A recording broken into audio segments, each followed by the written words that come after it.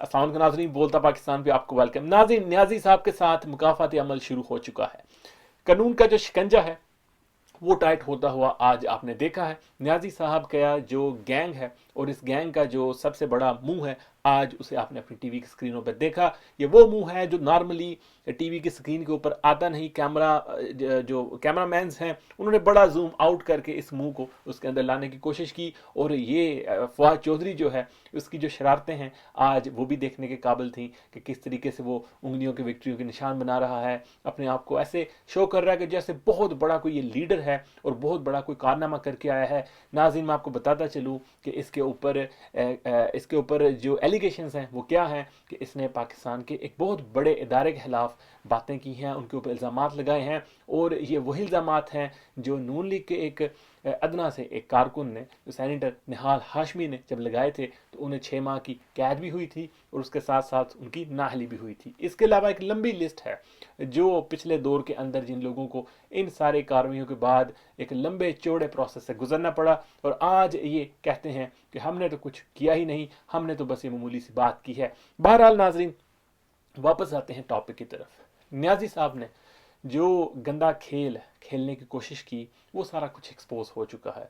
खेल क्या था? परवेज़ इलाही के दौर के अंदर इन्होंने chief justice Lahore high court के साथ मिलकर एक बार्गेन की थी।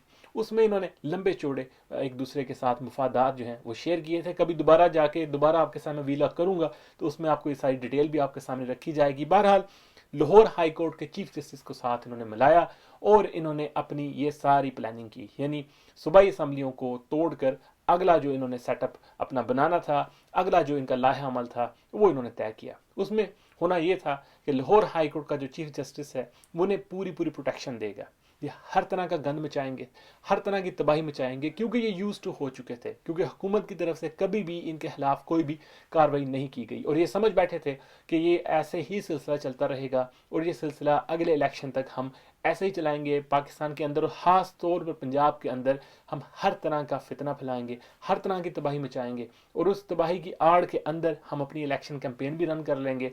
हम कोई गिरफ्तारियां भी नहीं होने देंगे, और अगर कोई गिरफ्तारी होगी तो लाहौर हाई कोर्ट का जो चीफ जस्टिस है वो तो वहां बैठा हुआ है, वो हमें बचा लेगा। और आज भी आपने देखा कि यही कुछ हुआ। जैसे ही फवाद चौधरी को गिरफ्तार करने की कोशिश की गई, एक तरफ तो पीटीआई के हमाद अजहर और वो हबीब साहब जो हैं वो सड़कों पर आ गए, उन्होंने आकर गाड़ियां रोकने की भी कोशिश की और वावेला भी मचाया। लेकिन दूसरी तरफ chief justice Lahore high court वो भी एक्टिव हो गया और उसने कहा कि वो बंदा जो है जिसे गिरफ्तार किया है उसे मेरी अदालत में पेश किया जाए। ये तो गिरफ्तारी बनती नहीं थी। लेकिन इसके ऊपर फिर नाजरीन एक बड़ी फ़ोन कॉल आई और फिर वैसे ही जैसे उसने ऑर्डर्स दिए थे वो ऐसे ही वो ऑर्डर्स रिवर्स हुए। इस्लामाबाद के आईजी को उसने वहाँ पर चीफ जस्टिस ने वहाँ पर बुलवाया लाहौर हाई कोर्ट में, लेकिन उन्होंने ये कहा कि मैं अपने दफ्तरी कामों में मशगूल हूँ, एक पर्चा हुआ है, पर्चे के बाद गिरफ्तारी हुई है, मैं क्यों आऊँ वहाँ पर।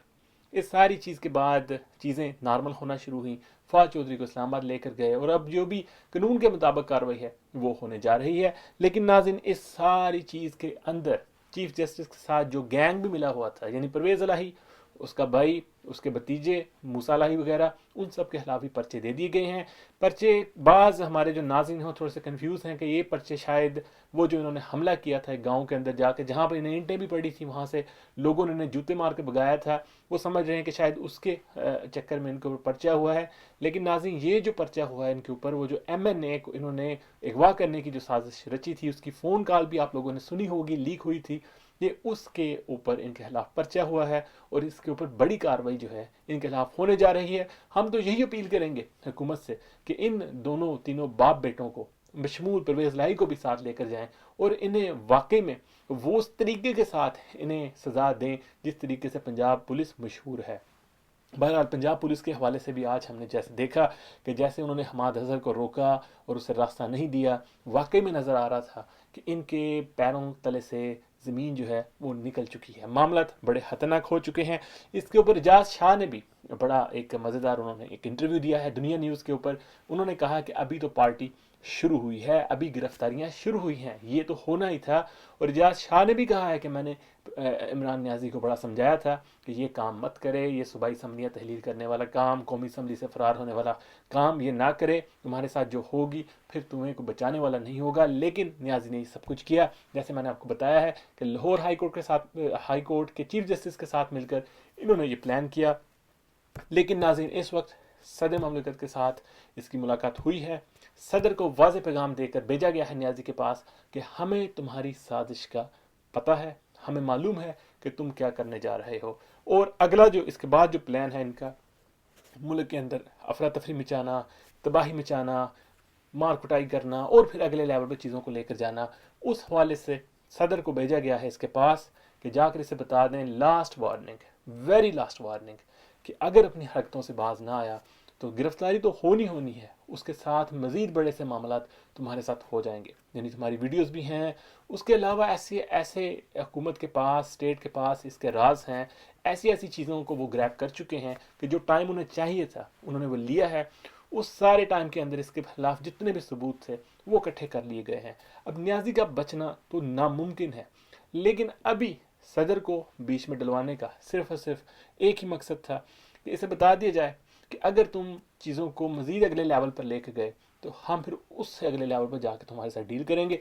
अब वो चीज़ नहीं चलेगी कि तुम जो मर्जी करते फिरो और स्टेट स्कूल से बैठकर सारा कुछ देखती रहेगी। अब डंडा चलेगा, डंडा ही चलेगा और हर तरफ चलेगा। नाज़रीन, अब अगले आप कुछ दिनों के अंदर देखेंगे मज़ीद गिरफ्तारियाँ होंगी, न्याजी साहब भी गिरफ्तार होंगे और पाकिस्तान के अंदर जितनी भी खोई हुई साख थी हमारी सियासी जमातों की, वो आहिस्ता आहिस्ता वापस आनी शुरू होगी। कुछ मज़ीद आपके सामने कुछ इंटरटेनमेंट के हवाले से भी कुछ चीज़ें आने जा रही हैं। हमारे पास कंफर्म ज़राए ने हमें बता दिया है कि आने जा रही हैं वो चीज़ें, उसके लिए भी आप तैयार रहें। गिरफ्तारियाँ भी आप देखने के लिए तैयार रहें और सोशल मीडिया पर अब आप इनका वावेला, इनकी चीहो पुकार और गिरफ्तारियों के बाद इनके वो मासूम चेहरे जो ये बनाकर वो जो एक्टिंग करते हैं वो देखने के लिए तैयार हैं। नाज़रीन, हम आपको अपडेट करते रहेंगे, बल्कि आपको मैं ये भी बताता चलूँ कि आज से मैं शॉर्ट वीडियोस का भी एक सिलसिला आपके लिए शुरू कर रहा हूं, ताकि फौरी तौर पर छोटी छोटी वीडियोस के ज़रिए आप तक हम अपडेट आपको पहुंचाते रहें, ताकि आपको मालूम पड़ता रहे कि क्या सिलसिला वहां पर चल रहा है। क्योंकि सोशल मीडिया पर अब बहुत ज़्यादा गंद फैलने लगा, बहुत ज़्यादा इन्फॉर्मेशन और रॉन्ग इन्फॉर्मेशन आप तक पहुँचाई जाएगी। इस सारी चीज़ों को टैकल करने के लिए हमने शॉर्ट वीडियोज़ भी आपके लिए शुरू कर रहे हैं, ताकि आपको बर वक्त सारी इन्फॉर्मेशन पहुँच सके। देखते रहिए बोलता पाकिस्तान।